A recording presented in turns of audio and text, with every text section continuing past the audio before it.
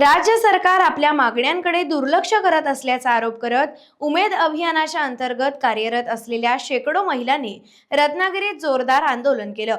उमेद अंतर्गत राबवण्यात येणाऱ्या अभियानात जिल्ह्यातील अनेक महिला कंत्राटी पद्धतीने काम करत आहेत। त्यांच्यासाठी स्वतंत्र विभाग निर्माण करून अधिकारी व कर्मचारी यांना कायम शासकीय सेवेत घ्यावे अशी मागणी यावेळी महिलांनी केली। उमेद अभियान कायम करा अशा घोषणांनी साऱ्या महिलांनी सभागृह दणाणून टाकलं होतं। तालुकाभरातून मोठ्या संख्येनं उमेद अभियानातील महिला या आंदोलनात सहभागी झाल्या होत्या। उमेद अभियान हे जे आहे ते 84 लाख कुटुंबांपर्यंत पोहोचलेलं आहे। तर त्या याच्यामध्ये काम करण्यासाठी आमची अशी एकच मागणी आहे की हे अभियान आम्हाला कायम करून मिळावं, कारण 84 लाख कुटुंबांचा ह्याच्यामध्ये सपोर्ट आहे। हे कुटुंब एकत्र आलेलं आहे। यामध्ये आमची मागणी ही एकच आहे की शासनाने आमचा हा विभाग आहे, उमेदचा विभाग आहे, हा स्वतंत्र करून मिळावा ही शासनाला आमची विनंती आहे की त्यांनी आमची ही मागणी पूर्ण करावी। आज आमचा हा रत्नागिरी तालुका आहे आणि रत्नागिरी तालुक्यातून महिलांचं एक दिवसाचं अधिवेशन आहे, तालुकास्तरीय अधिवेशन आहे। इथे जवळजवळ आजच्या ह्याला 300-350 महिला उपस्थित आहेत आणि ह्या 300-350 महिलांच्या ह्याने आम्ही आज अधिवेशन करणार आहोत तालुकास्तरीय।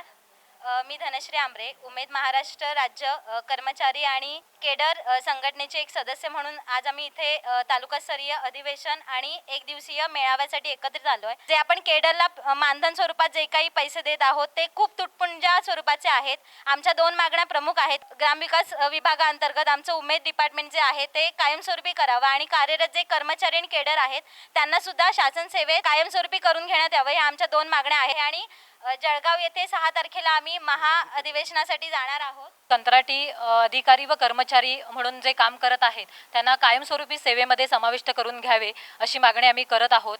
त्याचबरोबर जे केडर म्हणून कार्यरत आहेत त्यांना आशा सेविका व अंगणवाडी सेविका यांचा जो दर्जा दिला जातो तो दर्जा त्यांना मिळावा अशी एक मागणी आहे। कारण 84 लाख कुटुंब 84 लाख महिला या उमेद अभियानामध्ये समाविष्ट आहेत आणि त्यांच्या या मागण्या या पूर्ण झाल्याच पाहिजेत। धन्यवाद।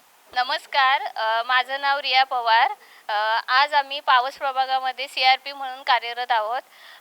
CRP म्हणून ग्रामीण भागामध्ये काम करत असताना आम्ही सर्व प्रकारच्या योजना, शासनाचा कोणताही विभाग असू दे त्या विभागाची माहिती, त्यांचे लाभ मिळवून देण्यासाठी आम्ही ग्रामीण भागातील प्रत्येक कुटुंबांपर्यंत पोहोचून काम करत आहोत।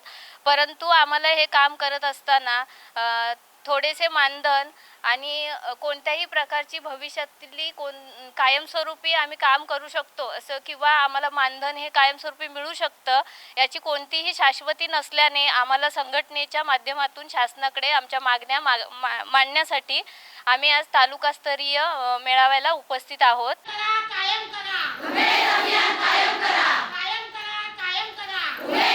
टाइम्स डिजिटलला लाईक करा, शेअर करा, सबस्क्राईब करा आणि बेल आयकॉन दाबायला विसरू नका।